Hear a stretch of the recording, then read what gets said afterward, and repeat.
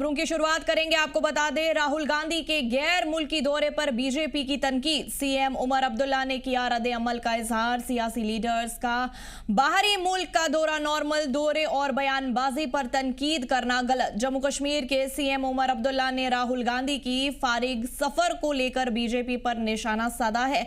उन्होंने कहा कि अगर राहुल गांधी फारिग सफर करते हैं और वहां जाकर इंटरनेशनल स्टेज पर स्पीच देते हैं तो इसमें एतराज की कोई बात नहीं है। सीएम ने सवाल उठाया कि इस मुद्दे पर बीजेपी को इतनी ज्यादा परेशानी क्यों होती है।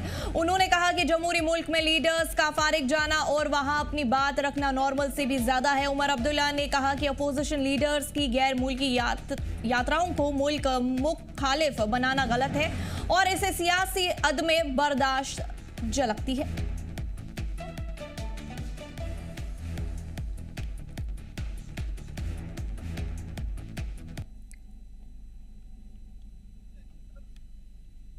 तो बारिश और बर्फ का बेसब्री से इंतज़ार कर रहे हैं। नवंबर से सूखा पड़ा हुआ है और सब जगह पानी की थोड़ी कमी महसूस हो रही है। थोड़ा सा पोल्यूशन भी बढ़ गया है, जम्मू के तरफ भी कश्मीर के तरफ। बारिश हो बर्फ़ हो, एक तो उससे थोड़ी सी हवा जो है वो साफ़ हो जाएगी, लेकिन बड़ी बात यह है फिर हमारा विंटर टूरिज़म का सीज़न जो है शुरू हो जाएगा। पत्नीटॉप, भदरवा, इन जगहों में बर्फ़ हो, कश्मीर में पहलगाम, सोनमर्ग, गुलमर्ग बर्फ़ हो, तो हम उम्मीद करते हैं कि बढ़ चढ़ के टूरिस्ट आके खूबसूरती और बर्फ़ का फ़ायदा लेंगे। कटरा के शहरी इलाके में गैर कानूनी कब्जे के खिलाफ म्यूनिसिपल कॉरपोरेशन इंतजामिया ने एक बार फिर सख्त रुख अपनाते हुए कार्रवाई की है। इस कड़ी में म्यूनिसिपल कॉरपोरेशन की टीम ने कब्जा हटाओ मुहिम के तहत मुख्तलिफ मकामात पर, सड़क किनारे और पब्लिक प्लेसेस पर नाजायज तौर पर लगने वाले रेडियो को हटाया। इस कार्रवाई से शहर के मेन बाजार और भीड़ भाड़ वाले इलाकों में अर्जी तौर पर राहत देखने को मिली। म्यूनिसिपल कॉरपोरेशन अफसरान के मुताबिक पिछले कुछ वक्त से कटरा में नाजायज रेडियो की तादाद लगातार बढ़ रही थी, जिससे न सिर्फ ट्रैफिक मुतासिर हो रहा था बल्कि अकीदतमंदों और मकामी लोगों को भी काफी परेशानियों का सामना करना पड़ रहा था। खास तौर पर माता वैष्णो देवी यात्रा मार्ग, बस स्टैंड, मेन बाजार और दीगर पब्लिक प्लेसेस पर कब्जे की वजह से लोगों का चलना मुश्किल हो रहा था। इस मौके पर अफसरान ने बताया कि इससे पहले भी कई बार नाजायज रेडी वालों को नोटिस जारी किए गए थे और उन्हें तय मकामात पर ही रेडी लगाने के ऑर्डर दिए गए थे। बावजूद इसके कानून की खिलाफवर्जी करने पर यह मुहिम दोबारा चलाई गई। अफसरान ने कहा कि जिन लोगों को रेडी लगाने की इजाजत दी गई है वो तय मकामात पर ही रेडी लगाएं। उन्होंने कहा कि हमारी इस कार्रवाई का मकसद किसी का रोजगार छीनना या परेशान करना नहीं है, बल्कि कब्जे की वजह से होने वाली परेशानी को दूर करना है। नए साल की आमद से पहले सरहदी जिला राजौरी में सिक्योरिटी को हाई अलर्ट पर रखा गया है। अमन और अमान कायम रखने और आम आवाम की हिफाजत को यकीनी बनाने के लिए सिक्योरिटी एहलकारों ने बड़े पैमाने पर एरिया डोमिनेशन और एंटी सैबोटेज ऑपरेशन शुरू किया है। इस ऑपरेशन के तहत जिले के कई हसास इलाकों और आम लोगों की आवाजाही वाली जगहों पर अचानक और सख्त तलाशी मुहिम चलाई जा रही है। खासतौर पर भीड़ भाड़ वाले बस स्टैंड्स, पब्लिक प्लेसेस और मूवमेंट एरियाज को कवर किया जा रहा है। Bomb disposal squad, sniffer dogs की मदद से इलाकों को पूरी तरह सैनिटाइज किया जा रहा है ताकि किसी भी मुमकिन खतरे को वक्त रहते न्यूट्रलाइज किया जा सके। अफसरान के मुताबिक एंटी सैबोटेज टीम्स खासतौर पर आईईडीज, बॉम्ब या किसी भी तरीके के धमाका के सामान की तलाश पर तवज्जो देते हैं। अफसरान ने कहा कि नए साल के जश्न से पहले ये तमाम एहतियाती कदम उठाए गए हैं ताकि किसी भी शरारती अनासिर की कोशिश को नाकाम किया जा सके और राजौरी जिले में पुरअमन और महफूज माहौल बरकरार रखा जा सके। नए साल की शुरुआत से पहले सुरक्षा एजेंसियों ने एक बहुत बड़ा हाई अलर्ट जारी किया है। आपको बताते चले कि पाकिस्तान में बैठे आतंकी जो है वो घुसपैठ करने की फिराक में है। लॉन्चिंग पैड जो है तैयार हो चुके हैं, उसके साथ साथ मौसम जो है सर्द हो चुका है, जिसके चलते भी पाकिस्तानी आतंकी जो है हमेशा ही घुसपैठ करने की फिराक में रहते हैं, चाहे इंटरनेशनल बॉर्डर हो या फिर एलओसी हो। लेकिन इस सब बीच में आप देख पा रहे होंगे कि सुरक्षा एजेंसियां जो है हाई अलर्ट पे हैं। आपको मैं दिखाना चाहूँगा यहाँ पे आप देख पा रहे होंगे, आप दिखाएं कि एसओजी के जवान जो है पूरी तरह से यहाँ पे हाई अलर्ट मोड पे हैं। हर आने जाने वाली गाड़ी को रोका जा रहा है, बारीकी के साथ उसकी चेकिंग की जा रही है। मकसद ये है कि सुरक्षा में किसी तरह की कोई भी चूक नहीं होनी चाहिए।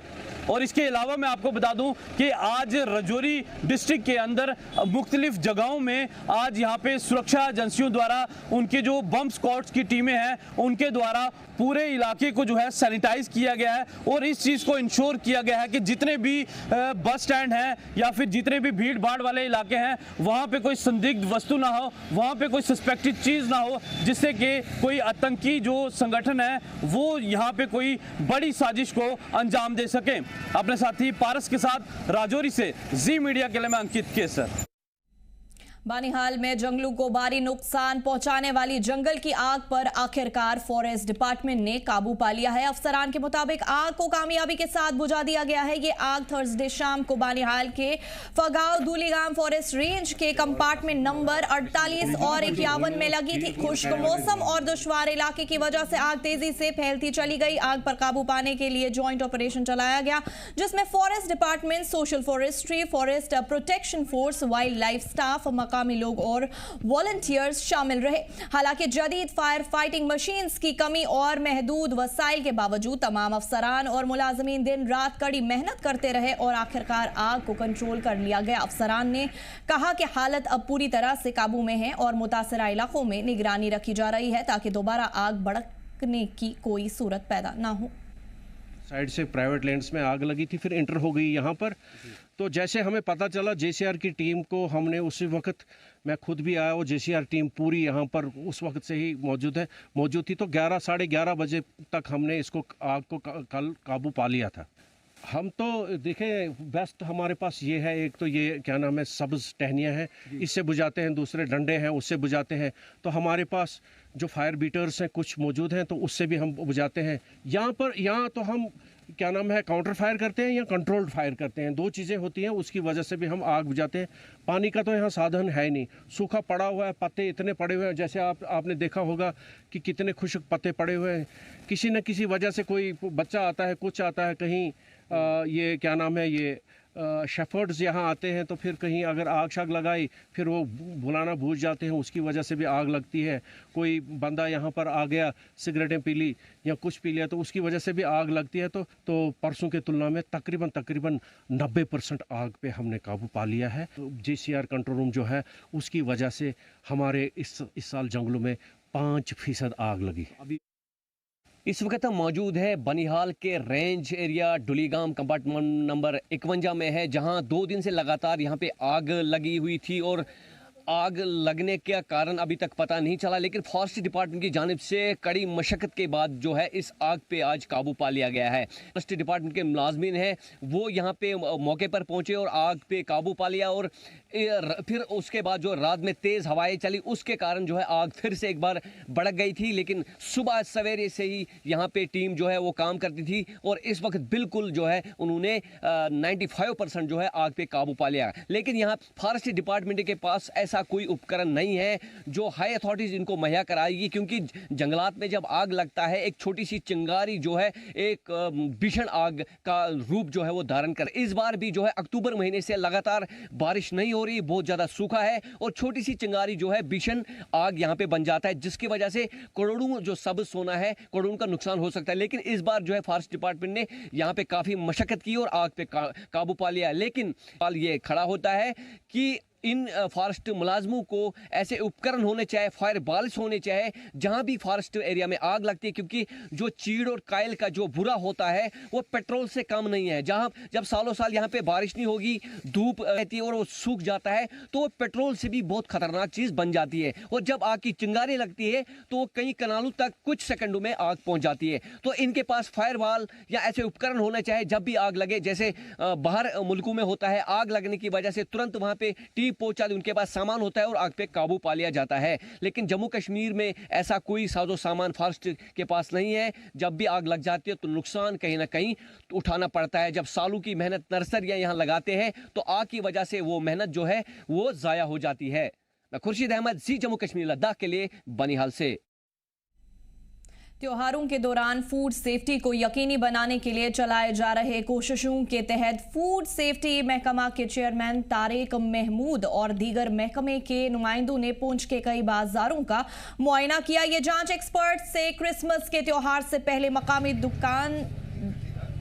दुकानों में फूड सेफ्टी के कवानीन पर अमल करने के लिए की गई थी। Food safety commissioner Tariq Mahmood ने बताया कि टीम ने कई फूड वेंडर्स, रेस्टोरेंट्स और बाजारों का दौरा किया ताकि ये यकीनी बनाया जा सके कि वो हेल्थ और सिक्योरिटी कवानीन का अमल कर रहे हैं। फूड सेफ्टी कमिश्नर ने ये भी बताया कि खिलाफवर्जी करने वाले विक्रेताओं के खिलाफ आगे की कार्रवाई की जा सकती है, जिसमें जुर्माना और कानूनी उमूर शामिल हो सकते हैं।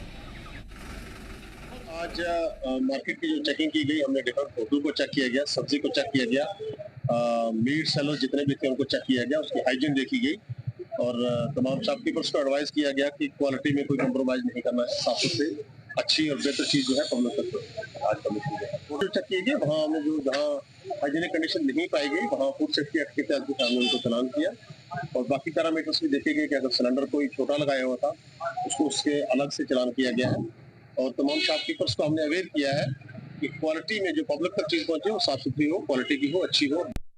हमने ड्राइव किया है, जैसे सब्जी फ्रोश की दुकान थी, किराने वाले कुछ होटल थे, तो जहाँ जहाँ हमें वायलेशन का सिलसिला जो देखने को मिला तो हमने उनको चलान किया। जैसे हमने एलपीजी के सेंटर लगे थे वहाँ पे 3 आदमी को बुक किया और जो सड़ी सब्जियाँ थी उनको हमने गिरा दिया और वार्निंग भी दी कि आइंदा ऐसा काम जो है नहीं करेंगे, नहीं तो आपके लिए इससे कानूनी सख्ती की जाएगी। आपके खिलाफ वार्निंग दिया कि आइंदा जो सिलेंडर कमर्शियल अगर डोमेस्टिक होगा तो आपके लिए सख्त कार्रवाई की जाएगी, नहीं तो आपके कोर्ट में चलान पेश किया जाएगा। शोपियां जिले में एडमिनिस्ट्रेशन गांव की ओर मुहिम की शुरुआत की गई। प्रोग्राम आज तहसील दफ्तर में मुनक्किद किया गया। इस मुहिम का मकसद लोगों तक इंतजामिया की सारी स्कीम्स को आसान तरीके से पहुंचाना है। प्रोग्राम की सदारत तहसीलदार अंजुम खान ने की। तकरीब में हिस्सा लेते हुए तहसीलदार ने मुहिम का मकसद बताया और अवामी ज़रूरतों से रूबरू हुए। डायरेक्शंस हैं कि जितने भी फील्ड डिपार्टमेंट्स हैं, चाहे वो एनिमल हस्बेंड्री है, शीप हस्बेंड्री है, फ्लोरिकल्चर है, रूरल डेवलपमेंट है, रेवेन्यू है, जितने भी हमारे डिपार्टमेंट्स हैं उनके ऑफिशियल्स गांव-गांव में जाके वर्क कैंप्स लगा रहे हैं, लोगों को अवेयर कर रहे हैं गवर्नमेंट की स्कीम्स के बारे में। तो ये खाली यहाँ नहीं हुआ, हमारे जितने भी पंचायत हमने स्केड्यूल ऑलरेडी बना के शेयर किया हुआ है, उसमें कुछ पंचायत आज कवर हो रही हैं, कुछ कल हो रही हैं। इस तरह हमने पूरा डिस्ट्रिक्ट कवर करना है, जिसमें ऑफिशियल्स अपनी पंचायत में, अपने फील्ड में जाके लोगों से उनके अवेयरनेस भी करेंगे और उनकी कोई क्वेरीज होंगी डिफरेंट को सॉर्ट आउट करेंगे। यही रहेगी लोगों को कि अपने अपने पंचायत में पता करें किस दिन है ये प्रोग्राम। जैसे आज बेमनीपुरा में, गदापुरा में, जबूरा में, मानलू में, काफ़ी पंचायत में आज हमारी तहसील में कवर हुआ है और लोगों को थोड़ा सा देखने की ज़रूरत है। बस इतना पता करें, हम भी अपने लेवल से कर रहे हैं लोग एडवर्टाइज कि किस दिन प्रोग्राम पंचायत घर में है, अपने पंचायत घर में जाएं।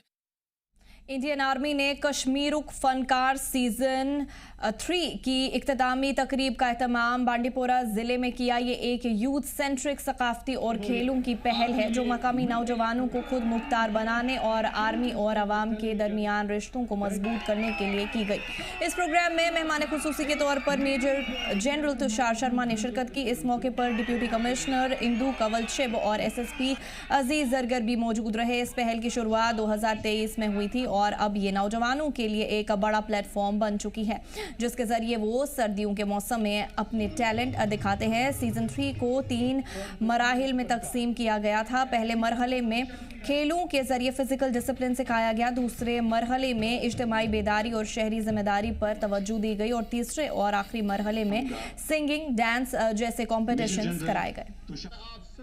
एक साइड से ड्रग्स आम हो चुका है, तो मुझे लगता है यंग यूथ के लिए अच्छा इनिशिएटिव 14RR ने उठाया, तो ताकि यूथ एंगेज हो जाए इस चीज़ में, अपना टैलेंट दिखाए यहाँ पे। लाइक आप देख सकते हो कि यहाँ पे फेरन का भी हुआ, मतलब जो हम आपको पता है कि हम कश्मीर से बिलोंग करते हैं, तो ज़्यादा से ज़्यादा हमें यहाँ पे कश्मीरी लैंग्वेज, कश्मीरी जो चीज़ें हम खुद बनाते हैं वो यहाँ पे प्रमोट हो जाए, तो उस हिसाब से अच्छा इनिशिएटिव है। बांडीपोरा एक लोग लोकल आर्टिस्ट हूँ। तो जो ये सीज़न 3 है कश्मीर फनकार, सीज़न 3 में लास्ट ईयर भी यहाँ आई थी, बट सिर्फ उस टाइम मेरा स्टॉल लगा था यहाँ पे, ड्राइंग कंपटीशन नहीं हुआ था। बट इस साल ड्राइंग कंपटीशन भी हुआ है, जिससे जो बाकी लोकल आर्टिस्ट है, चाहे वो पेंटिंग बनाते हैं या कुछ, उनको एक बूस्ट मिला है इससे। और आगे भी ऐसे प्रोग्राम्स होने चाहिए ताकि जो चाहे डांसिंग है, डांसर्स है हमारे कश्मीर में, मेनली हमारे बांडीपोरा में, या बाकी जो आर्टिस्ट है उनको एक बूस्ट मिले, वो भी इस प्लेटफॉर्म पे आगे अपना आर्ट दिखाएं। बहुत ज़्यादा बूस्ट मिलता है जो हमारा आर्ट है, इससे हम अपने आर्ट को आगे लोकल पीपल्स या आगे मतलब आगे और हायर स्टेजेस पे हम इस आर्ट को ले जा सकते हैं इस प्लेटफॉर्म के ज़रिए। ग्रैंड फिनाले हमारा कश्मीर फन का सीज़न 3 का हो रहा है, जिसमें डिफरेंट कैटेगरीज से जो हमारे इवेंट्स थे, इसमें हमने स्पोर्ट्स ट्रेनिंग जो कराई थी, पिछले 1 महीने से ये प्रोग्राम इवेंट चल रहा है, जिसमें स्पोर्ट्स ट्रेनिंग के साथ साथ हमने जो अवेयरनेस कैप्सूल्स यहाँ पर चलाए, और इसमें जो म्यूजिकल इवेंट्स थे, कश्मीरी फोक जो हमारा अपना फोक है, जो हमारे अपने दोस्त हैं जो इस आर्ट को प्रमोट करना चाहते थे, उनको प्लेटफॉर्म नहीं मिलता था, बट कश्मीर फनकार अब ऐसा प्लेटफॉर्म बन चुका है उन लोगों के लिए, वो आके परफॉर्म कर रहे हैं और साथ साथ में इस हमारे कल्चर को बढ़ावा मिल रहा है। प्रधानमंत्री नरेंद्र मोदी के जरिए जम्मू और कश्मीर में नौजवानों के वेलफेयर के लिए उठाए गए कदम पर रद्द-ए-अमल का इजहार किया गया। मुख्तलिफ सियासी और सोशल वर्कर्स ने अपने अपने ख्यालात का इजहार किया। पीएम मोदी का मकसद जम्मू और कश्मीर के नौजवानों को रोजगार, एजुकेशन और स्किल डेवलपमेंट से खुद मुख्तार बनाना है। वहीं बिहार के सीएम नीतीश कुमार के जरिए हिजाब खींचने के हालिया मामले पर भी कई तरह के रद्द-ए-अमल सामने आए हैं। इस मामले को लेकर अपोजिशन पार्टी ने नीतीश कुमार की मजम्मत की और इसे खवातीन के हुकूक की खिलाफवर्जी बताई है। वहाँ की क्या परिस्थितियां हैं अब हमारे ध्यान में नहीं है। कुछ विषय ऐसे होते हैं एकाएक हम लोग उनके ऊपर कोई बात नहीं कर सकते, डिसीजन नहीं ले सकते।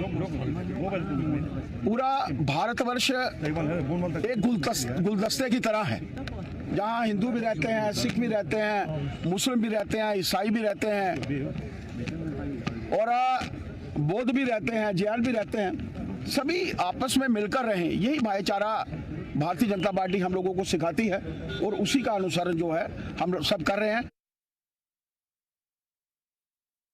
आज ये दरवाजे बंद किए जा रहे हैं। जो हुआ है वो ठीक नहीं हुआ है, वो भी मैंने बता दिया। अब इसमें और इसको बड़ा करने की ज़रूरत नहीं है और हर चीज़ को मज़हब के आधार पर देखना ये भी गलत। हमारे नरेंद्र मोदी जी का कहना है कि हमने 2047 तक भारत को विकसित भारत बनाना है और विकसित भारत के लिए स्वदेशी का होना बड़ा ज़रूरी है। इसलिए मोदी जी कह रहे हैं कि हर घर स्वदेशी, घर घर स्वदेशी। अपना प्रोडक्ट, अपना बनाया हुआ प्रोडक्ट अधिक से अधिक मात्रा में हम बनाएं और अधिक से अधिक मात्रा में उसकी सेल हो, ये उनका मानना है कि उससे भारत आत्मनिर्भर भारत बनेगा।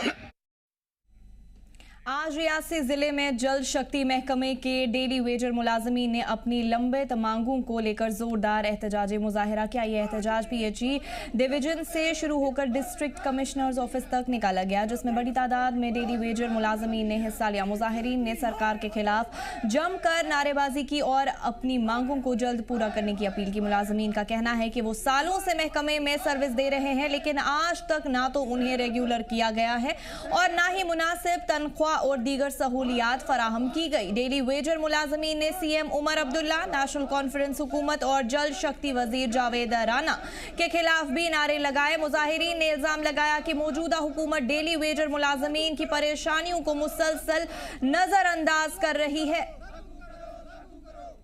बंद किए जा रहे हैं। मैं पूछना चाहता हूं कि लोकतंत्र का गला घोटने में किन किन लोगों का हाथ है और उन लोगों के ऊपर कार्रवाई कब होगी। भ्रष्टाचारी अधिकारी जो रियासी के अंदर बैठाए हुए हैं, जिन लोगों ने डेली वेजरों के साथ अत्याचार किया है, जिन लोगों ने डेली वेजर्स के रिकॉर्ड के साथ छेड़खानी की है, जिन लोगों ने डेली वेजर्स के वेतन के साथ धोखाधड़ी की हुई है, आज मैं with proof deputy commissioner Reasi में आ रहा हूं, लेकिन दरवाजे बंद हैं। कहीं ना कहीं मालूम होता है, कहीं ना कहीं ये दिखाई दे रहा है, ये बड़ापन नहीं है, ये मजदूरों की बात करने का, मजदूरों की बात को समझने का प्लान नहीं हो रहा है। मजदूरों को खदेड़ने की कोशिश की जा रही है। जम्मू के साथ उन्होंने भेदभाव क्यों किया? आज भी देखो, आज भी भेदभाव हो रहा है। अगर 20 उन्होंने एथलेटिक कश्मीर के भेज दिया, जम्मू का एक भी नहीं भेजा, उसका कारण क्या है? उसका कारण यही है भेदभाव। भेदभाव क्यों करते हैं? अगर भेदभाव कर रहे हैं, हमने वोट अगर बीजेपी को दिया है, हम मानते हैं बीजेपी को दिया, लेकिन जो 29 बीजेपी के विधायक बनाए हुए हैं वो कहाँ सोए हुए हैं? उनको लिखना चाहिए सामने बात, उनको अपोजिशन में बैठना चाहिए, उन्होंने हमारे साथ बैठना चाहिए, क्योंकि अगर सरकार काम नहीं कर रही है तो विपक्ष वालों को तो बैठना चाहिए। वो कहाँ सोए हुए हैं? लेकिन हमारे साथ भेदभाव क्यों कर रहे हैं? कश्मीर की गवर्नमेंट बनती है, आज से लेकर नहीं है, आज से नहीं, ये जब से हिंदुस्तान आजाद हुआ है तब से लेकर कश्मीर की गवर्नमेंट बनती आई। और कश्मीर की गवर्नमेंट बनने से क्या होता है कि कश्मीर का ही काम करते हैं, जम्मू का कोई भी काम नहीं करते हैं। लेकिन जो जम्मू के लोग वो कहाँ सोए हुए हैं? जहाँ के जो मंत्री जो संतरी जितने भी हैं वो कहाँ सोए हैं? नमस्कार, आप देख रहे हैं जी जम्मू कश्मीर लद्दाख। और इस वक्त रियासी से बड़ी खबर की बात करें तो रियासी में पीएचई डेली वेजर द्वारा एक प्रदर्शन किया जा रहा है, जिसमें उनकी मुख्य मांगे हैं कि जो एनसी सरकार ने इलेक्शन के वक्त उनके साथ वादे किए थे, उन वादों को लेकर एक कमेटी बनाई गई थी और अभी तक उस कमेटी का कोई रिस्पांस नहीं आया है। और उन्होंने कहा है कि हमसे जो वादे किए थे रेगुलाइजेशन पॉलिसी को लेकर, वो वादा पूरा नहीं हुआ। वहीं दूसरी तरफ बात करें तो उनकी पेंडिंग सैलरी भी अभी तक उनको नहीं मिली है। और कुछ लोग ओवर एज हो गए हैं जिनको भी लेकर सरकार अभी तक कुछ नहीं सोच रही है। और एक बार उन्होंने फिर एनसी सरकार से ये गुहार लगाई है कि जल्द से जल्द अपना वादा पूरा किया जाए, ताकि जो डेली वेजर हैं जम्मू डिवीजन के, उनके साथ बेबाब नहीं किया जाए। जी जम्मू कश्मीर लद्दाख के लिए रियासी से मैं अमन शर्मा। अनंतनाग पुलिस ने सिविक एक्शन प्रोग्राम के तहत सीर हमदान में ड्रग्स बेदारी प्रोग्राम का एहतमाम किया। इस प्रोग्राम का मकसद मकामी लोगों को ड्रग्स की बुरी आदतों के बारे में बेदार करना था। इन लगातार कोशिशों में एक और ड्रग्स बेदारी प्रोग्राम अचबल के टाउन हॉल में मुनक्किद किया गया।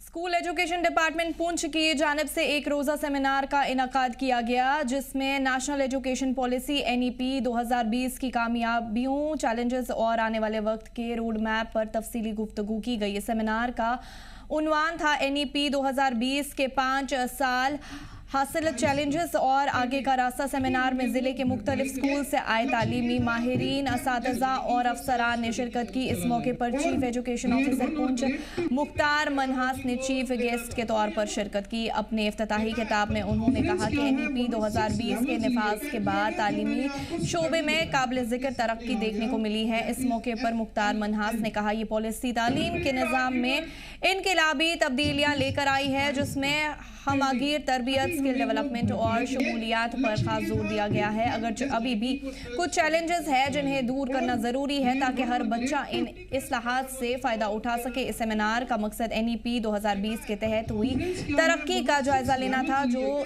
तजुर्बाती तालीम, तनकीदी सोच और वोकेशनल स्किल्स को फ़रोग देकर हिंदुस्तान के तालीमी निज़ाम को नई सिमत दे रहा है। डिपार्टमेंट पुंछ की तरफ से आज chief education officer Poonch Mukhtar Manhas साहब की देखरेख में एक सेमिनार मुनक्किद किया गया है। ये सेमिनार जो मुनक्किद किया गया है, ये नेशनल एजुकेशन पॉलिसी के 5 साल जुलाई में पूरे हो गए थे और डिफरेंट एक्टिविटीज़ इस पूरा पिछले 5 महीनों में चल रही थी। उस सिलसिले की आज एक कंक्लूडिंग कड़ी के तौर पे सेमिनार को मुनक्किद किया गया। मकसद यही था कि इन 5 सालों में NEP की जो डायरेक्शंस थी, हम उनमें कहाँ तक सफल रहे हैं, कहाँ कोई प्रॉब्लम आई है और आगे हमें कैसे एक नया रोड मैप तैयार करना है, so that national education policy को हम इम्प्लीमेंट कर सकें। इसमें डिफरेंट जो एक्सपर्ट्स थे, उनको चैप्टर्स हम लोगों ने अलॉट किए हुए थे, जिन पे ओपिनियन अपनी दी गई और हर चैप्टर को एनालाइज किया गया कि अगर ECC की बात थी, फाउंडेशन लिटरेसी की बात थी, ड्रॉप आउट को कर्टेल करने की बात थी, कम्प्लेक्स सिस्टम को बनाने की बात थी, टीचर्स की ट्रेनिंग की बात थी, स्किल एजुकेशन की बात थी, तो इनमें हम किस हद तक कामयाब रहे हैं और अगर किसी में हम पीछे हैं तो उस कमी को कैसे दूर करना है, ये सारी बातें यहाँ डिस्कस की गई। इस बुलेटिन में फिलहाल इतना ही। आप देखते रहिए जी जम्मू कश्मीर लद्दाख। हमें दीजिए इजाजत। अल्लाह हाफिज।